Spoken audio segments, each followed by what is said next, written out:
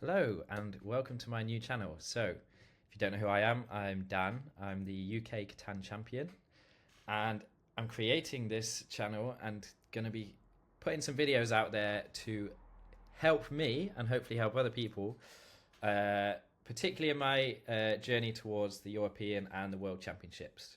Because right now, there's a lot of good players out there who, at the moment, I don't think I am able to compete with. So, I want to practice, improve my game, and hopefully help other people out at the same time.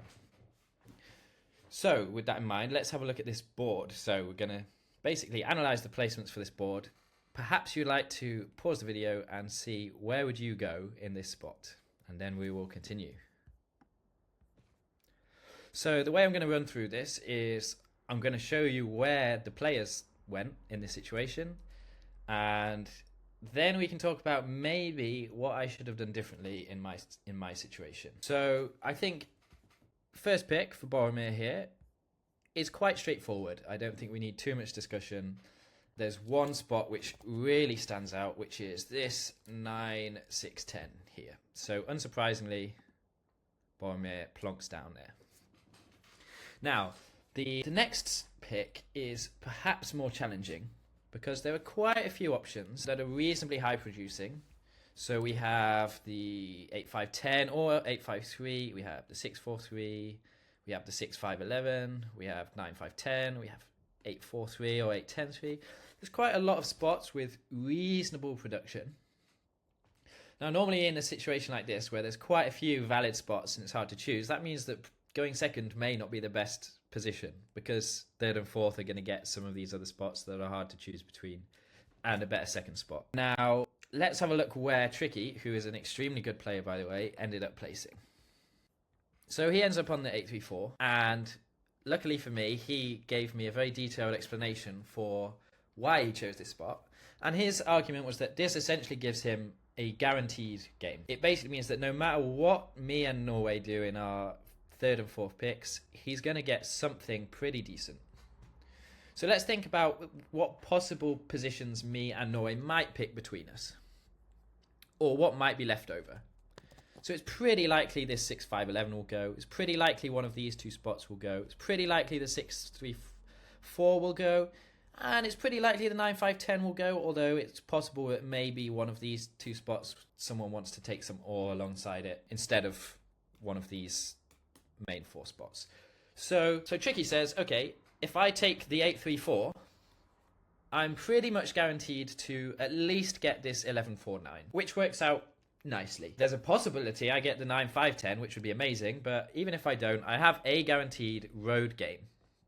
Now, being able to play a road game in this scenario is pretty good because Boromir has a very good first settlement for playing army, and so being able to get a good helping of brick, probably going to be the player with the most brick on the board, getting on one of the best wood spots on the board on the way back, and having your two settlements reasonably connected to each other allows you to play a very good road game. I think this was a really good pick from Tricky, and he explained to me why he did it, and I think it makes loads of sense. So now let's think about where I went. So I was in a similar spot, and I used a similar logic. So in my head, I was trying to think, what spot can I pick that will leave behind a good spot that gives me a playable game? And so for that reason, I ended up taking 6-3-4. So why did I take this? Because I thought, in my head, I thought that Norway was very likely going to take some combination of this 9-5-10, the 6-5-11, or the 8-5-10, maybe the 8-5-3. Pretty likely I thought he might take 6-5-11, 8-5-10, in which case I would get left the 9-5-10, which would be pretty nice. I can play also a solid road game in this spot. But supposing then that Norway instead decided he wanted the 9-5-10 and wanted to combine that with the 6-5-11 or the 8-5-10, for example, I would still be able to then take one of these spots, which would also work very nicely with this. And even though I only have 3 points of wood, I would have some connection between my settlements and be able to play a road game. So that was my logic. I thought if I place here, then I've got a guaranteed reasonable spot in my next position. Okay, so then it comes to Norway. Now, Norway, I think quite reasonably, chooses a high production game to compete for army. So he takes the 8-5-10, goes towards the 3-for-1 port, and he takes the 6-5-11. I think that in reality, there's probably not much else you do. Take the high production. There's two players, me and Tricky, already looking like we're going to go for road, so you should probably compete with army. So this makes a lot of sense. And then it comes back round to me, and well, I haven't got either of those spots available to me. I do contemplate, so I'm wondering about taking this 9-3-10 and then trying to point towards the 5-10 port, but I just don't have enough faith that green won't take this spot away and that orange won't take this spot away. I just don't. I think there are potential scenarios where I'm being too cheeky trying to go for this, and I ended up getting blocked. It also makes it harder for me to connect my roads together if I want to go for longest road. So I decide to go for the more straightforward 9-5-10. The road, I should note, the road pointing here, that road went there because I ran out of time when I was thinking about where to put my road. I was trying to decide between the other two directions. Probably leaning towards pointing towards the right to settle on the... Well, actually, I'm not sure. I think you could go either way, which is why I probably spent all my time thinking about it, and then the bot placed it exactly the wrong way that I didn't want. But oh well. Now, then Tricky gets the spot that he thought he might get. He has a good setup to play a road game. He can expand to the 11-3. He's going to win any sort of race there because... Well, Norway's not producing any brick or wood, so he's got his expansion spot, he's got the 8 on the coast, he's got the 4, he's got a pretty good chance of road, he's got a good game.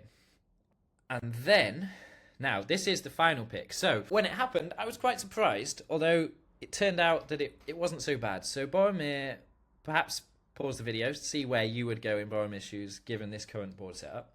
He decided to go on the 6-2 and point towards the 5-2. Now, I was not expecting this. I thought that he might choose the 8-3 here, immediately start with a port, take more wheat, which you can use for the port, and just give yourself a really good all wheat sheet game for hammering dev cards, and also directly harming your army opposition. So it's almost wiping Norway out the game before it's even started. That felt really strong to me. Similarly, maybe he'd go for the 8-10, also increasing his sheep for better to give him more development cards and getting himself on a solid amount of brick. Although you could say maybe he might not win the race for the port here. So I was thinking maybe he would take one of these two spots that give him multiple resources and contribute to his army game. But he decided to go for the 6-2. I think primarily because it allowed him this good expansion spot on the 5-2. And the combination of these two spots gives him all 5 resources in a very robust setup to play a dev game and also expand a little bit with settlements around this area of the board because he has the brick and the wood to do so. So at this point, I am really not happy. I don't fancy my chances anymore after this position, because now if I want to compete for road, I have to probably start bridging between these two areas, which is a bunch of useless roads in terms of they don't actually open up settlement spots for me. Also, because this road's pointing upwards, I now have to put an extra 2 roads around to reach this 8-10 expansion spot. So that's not good. So I feel like my road game is weaker than Tricky's. And one thing I didn't appreciate when the placements happened, which turned out to be a problem, is that because this 6 brick is now shared, it becomes a much heavier blocking target. So when Boromir started off well, which is not a surprise, this 6 ended up getting hit quite a few times, which blocked me from getting roads. So that was pretty bad. So in the end, the placements did not go to plan. I should say, if Boromir had taken this 8-3 or this 8-10, I would feel in a much happier position, because then I would have this whole bottom area of the board to myself, which is kind of what I was hoping for and expecting, and it didn't pan out that way. So, what should I have done differently? Well, the first thing I could have done differently, if I don't move my settlements, is I could have tried to argue the case for Boromir placing somewhere else more strongly. I could have tried to make the case for him to go into the 8-3 to directly harm his army competition in Norway. And perhaps it was even a mistake for Norway to to place the 8-5-10 rather than the 8-5-3 because of this risk. And perhaps I could have even offered some kind of deal, like providing some bricks to Boromir during the game so that he would take that spot instead of the 6-2. But that didn't happen. What about different placement choice? So my logic for my placements seemed reasonable. It was choosing a spot that would give me a decent spot afterwards, but I didn't fully go through every possibility, and things didn't pan out exactly as I expected. Now, when I was discussing with the other players afterwards, they suggested a really interesting alternative, which I think might have been my best play. So instead of placing on this 6-4-3, let's suppose I placed instead on the 6-4-2, and I point downwards. So I still have this expansion spot for a 6 brick on the 3-for-1, which is good. I'm sacrificing one pip, but I'm basically essentially turning 2 wood into 1 ore-ish over the course of the game.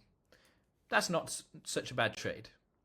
But what I also do in doing this is I now leave, not only do I leave my 2 settlements closer together, I also prevent this setup from Boromir, and I make it much more likely that Boromir wants to fight over here, because he can even go 6-3, point towards the 8-3, which is pretty good for him.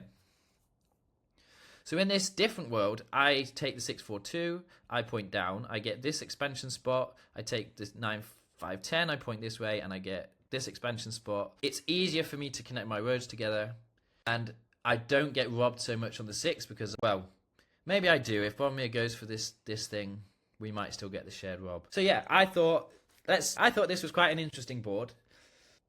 I think that there are many different directions it could go, and there are many possible answers, so I would be very interested to hear other people's thoughts and discussions on where you would go in each of the 4 positions, because I think there are many options, and on reflection, I'm not happy with my original setup, because when I look at it compared to everyone else's, I don't like my chances of winning, and I wonder whether that 6-4-2 option might be better, but I'd be interested to hear other people's thoughts. So yeah, thanks everyone for watching. Hopefully I'll be back with some more stuff like this. Please give any feedback in the comments, but be nice because it's my first one. And maybe see you in the future.